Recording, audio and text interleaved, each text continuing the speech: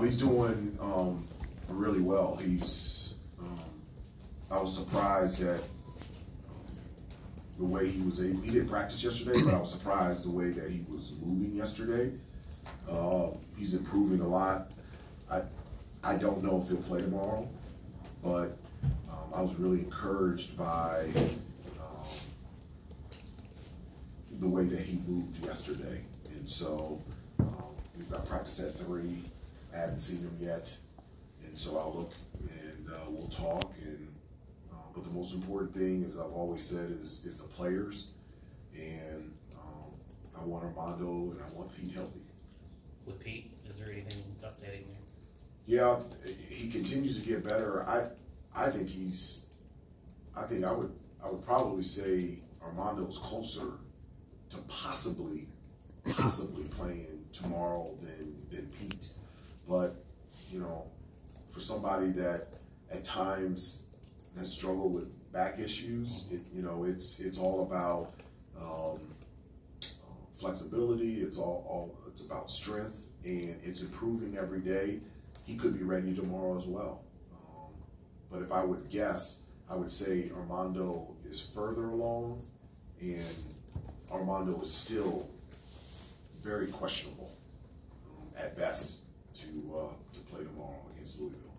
You mentioned caring about the players' health first, obviously, and knowing what a back is like. Is this a situation with Pete where you consider just like giving him a week or two and saying, hey, just really get back to 100% before we even try and test anything? Well, it's not really, a time frame in terms of like, let's take 10 days, let's take 14 days.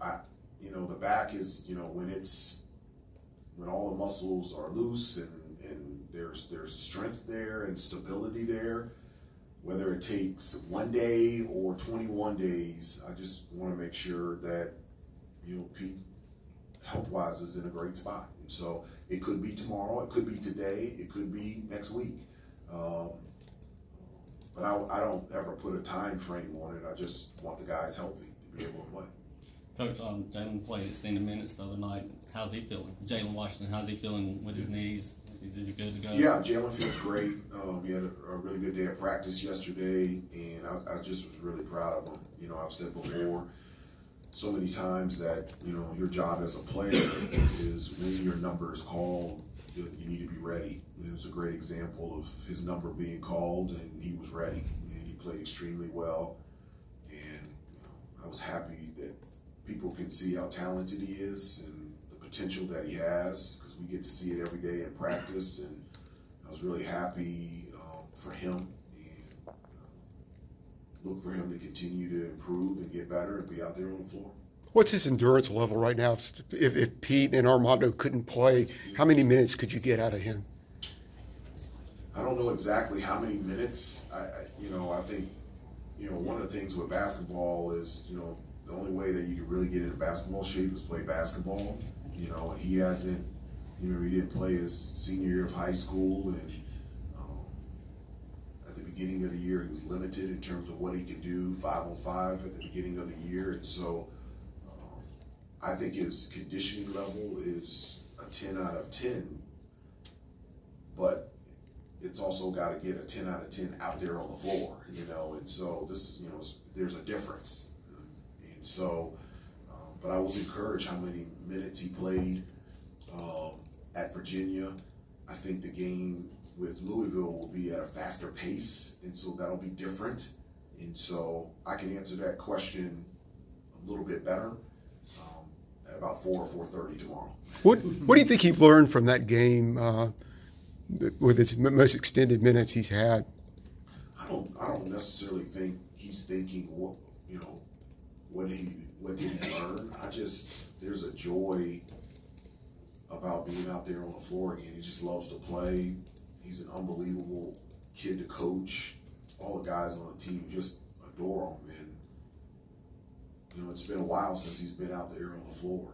And for him to get that opportunity and for an extended period of time and to be able to have success, I think there was joy. I think there was confidence. I think there was relief. I think all those things. And so I was just really happy for him.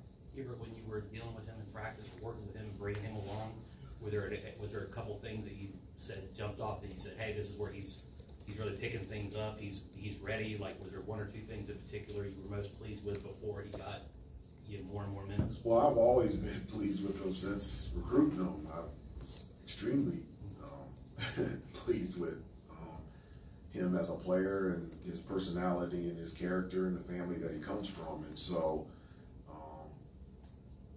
in him coming back, I understand, not that because I've been in that situation, but I've seen it, you know, being out of basketball that long for a year, I didn't want to rush him back. I wanted to make sure, obviously, that, you know, from a physical standpoint, that he was in shape. I wanted to make sure from a strength standpoint that he was strong enough to be able to get extended minutes.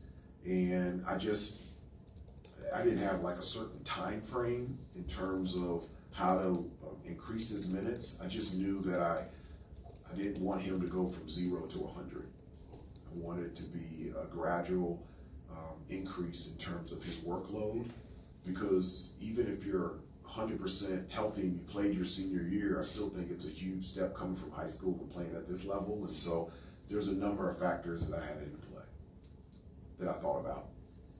With Baycott being questionable and Nance obviously behind him, who do you kind of turn to? Obviously Jalen, but there's going to be other guys playing more at the 4 and the 5. Yeah. What's that rotation look like? I don't know. I'll let you know at 4:30. You used McCoy, you used Puff some, and Yeah. what's that look like? Anybody that's healthy and has a uniform on, they'll be ready to play. There'll be some unconventional lineups out there on the floor tomorrow, and it is what it is. We'll be ready. Do you see that as something of a silver lining, that even without those two guys, maybe some other guys get more opportunities in different spots than they would potentially otherwise if Pete and Armando were left in the lineup? Yeah, I mean, you know, as I said before, you know, you just never know when your number is going to be called, and, you know, the opportunity, you know, that you have a chance to be out there on the floor, you have to be ready. And I've been in that situation before.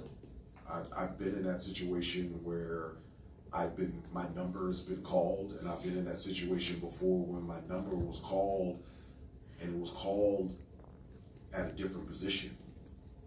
And I got playing time, and I had to step up and I had to do my job.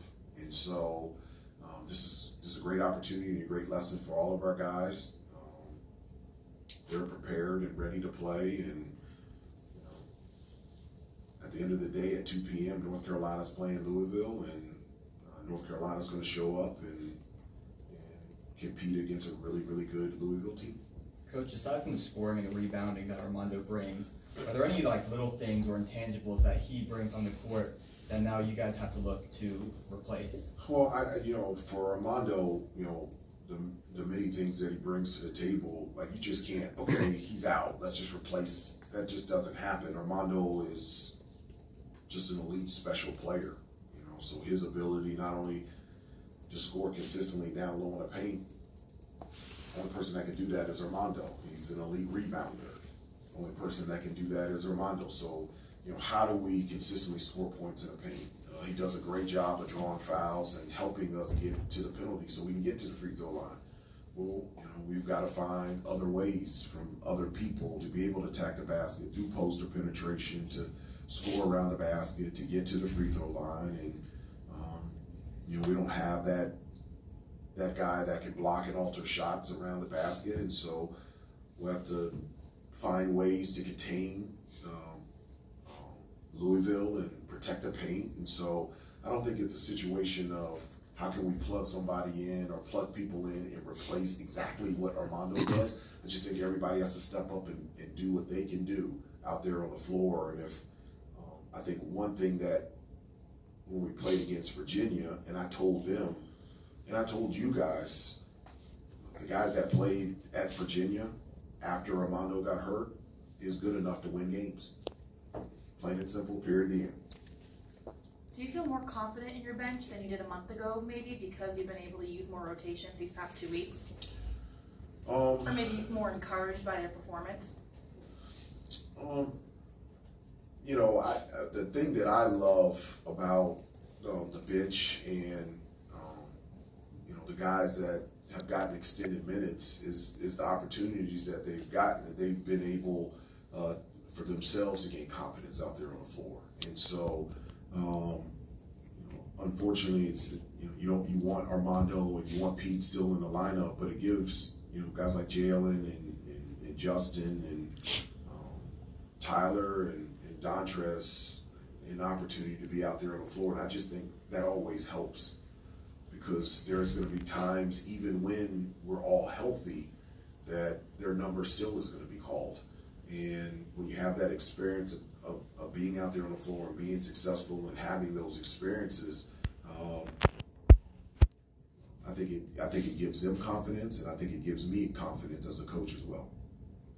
With Seth playing extended minutes, what does essentially adding another primary ball handler, often alongside Caleb or RJ, do for your guys' offense and creating opportunities for them? Well, I love multiple ball handlers out there on the floor. It's not just with, you know, Seth and is on the floor with RJ and Caleb, you know, all healthy. You know, it's RJ and Caleb alongside Leaky. You know, over the last couple of years, Leaky has led our team in assist to turnover ratio. And so when Pete's out there, he's a fantastic passer at the power forward position. And so I love having multiple guys out there that can make plays. I think it helps us from an offensive standpoint. I think it helps us in terms of taking care of the basketball and being able to handle pressure, whether it's full court trap or any types of different coverages in the half court set. And so having Seth out there alongside Caleb and RJ, I think it helps our team have another guy that can create shots, not only for himself, but also for his teammates. And I just always think that's good news for us. And I like having that out there on the floor. When you're watching Louisville on tape, what sort of stands out to you? And also, what's sort of your relationship like with Kenny? Are you guys close or friends, or do you guys have much of a relationship? Well, I mean, you know, when I look at them on tape, I think they're extremely talented. They have tremendous size. They can rebound the basketball. They can get after it on their defensive end.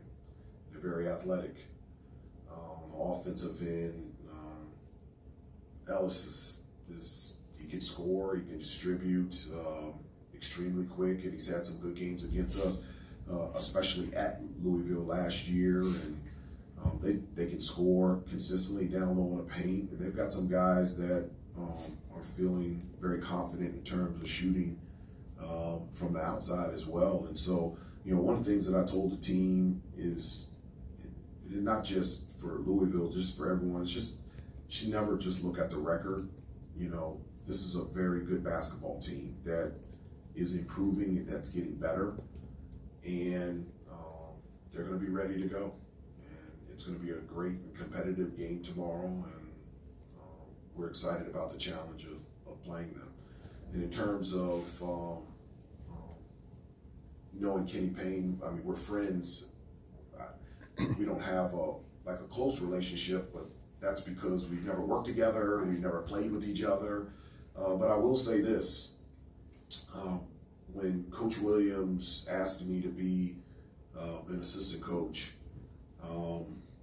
there were two people that pulled me aside on my first time that I went out recruiting, and they said, "Congratulations, you're gonna love coaching." One was Steve Wojciechowski from Duke, and the other one was Kenny Payne when he was at Kentucky. And both of those guys pulled me inside, and they said, "I'm so glad that you left ESPN and that now you're coaching, because this is a great profession and you're gonna love being around and working with kids." And so he was one of them that said that. Time for a couple more before we get, not coincidentally, Jalen in here. Anybody else for Hubert? Yeah. With Caleb struggling shooting the last couple of weeks, is there any piece of advice you've been able to give him, or is that something you know he'll just get through? Well, you know, one of the things that I've talked to him about is that he's a basketball player. You know, he's just not a shooter or scorer. There's so many things in his bag that he can bring to the table that not only is a benefit to him, but also this team. And so Caleb can be an unbelievable defensive player. I love the way that he guarded against Wake Forest. I think he can, his ability, and he has a gift of being able to create and distribute the ball. And even though we did lose to Virginia earlier this week, he led the team in assists with 5 assists. And so there's a number of different things that I think Caleb can do. And you know, one of the things that I always, not just Caleb, but anybody, when from an offensive standpoint, you feel like you're struggling a little bit or your percentages are down, I think, you know, the first thing that you look at, is there anything, you know, in terms of form, and there's nothing there. You know, you look at shot selection, you know, what type of shots, and then also just the ability to do other things and take your mind off the shot and continue to shoot good shots, continue to attack the basket, continue to get to the free throw line. And I think those things contribute and help shooting the ball better when your percentages are struggling a little bit. But it doesn't bother me at all. Caleb is a great basketball player, and he's a guy that has no fear, and at any time he can hit and make and take a big shot. And I love having him out there on the floor, and I love coaching him. You've not won a true road game yet. Thank you. Thank you. Do you talk to your team about that at all? Like, No. Let's go get this one, or like No. anything changes? No. Okay. No, and the reason I don't is because I don't know what benefit that is to our team. You know, if I go into the locker room, we start practice at 3, guys, we haven't won on the road a true road game this year. We got to have this one. I don't know how that moves the needle in terms of being more prepared or more focused. You try to win them all. Try to win them all. Yeah. And home, road, neutral, we try to win them all. And the next game on our schedule is playing at Louisville, and so our full attention is on them and playing the best that we can become tomorrow and see what happens. Thank you, Coach. We'll get